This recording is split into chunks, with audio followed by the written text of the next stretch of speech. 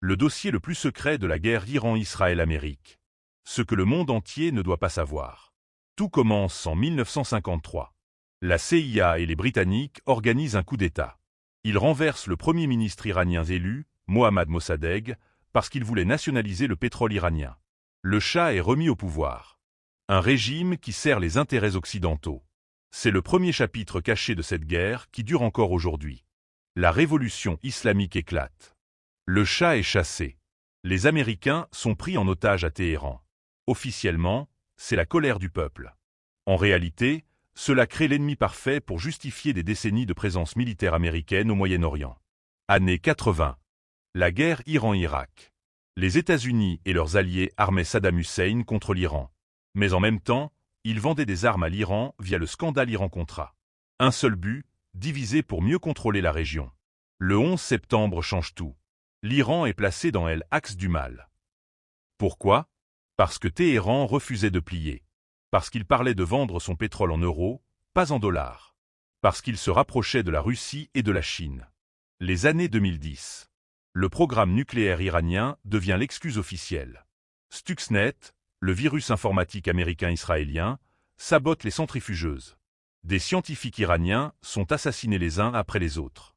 Les accords nucléaires sont signés, puis déchirés. Chaque fois, les médias parlent de défense et de stabilité. Mais le vrai objectif était ailleurs, forcer l'Iran à réagir, à devenir l'agresseur aux yeux du monde. Et puis arrive 2026. Le 28 février, les États-Unis et Israël lancent des frappes massives sur l'Iran. Des sites nucléaires, des bases militaires, et même des dirigeants iraniens sont touchés. L'Iran riposte. Le détroit d'Ormuz est bloqué. Le prix du pétrole explose. Des milliers de morts, des infrastructures détruites, et une région entière qui s'embrase. Mais derrière ces images de missiles et de fumée, il y a une réalité qui fait mal. Cette guerre n'est pas seulement une histoire de religion ou de frontières. C'est une guerre pour le contrôle du pétrole, du détroit d'Ormuz, et surtout du dollar. L'Iran est le dernier grand pays de la région qui refuse encore les bases américaines et le système du pétrodollar. C'est pour ça qu'on l'isole, qu'on l'affaiblit, qu'on le frappe. Les élites s'enrichissent avec les contrats d'armes et la reconstruction future. Pendant que les civils paient le prix du sang. Pendant que votre essence et votre pouvoir d'achat augmentent à cause de cette crise. La vérité cachée.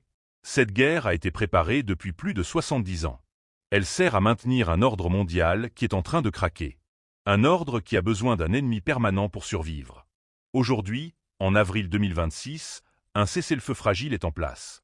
Mais les frappes continuent ailleurs, et les négociations sont tendues. Le jeu n'est pas terminé.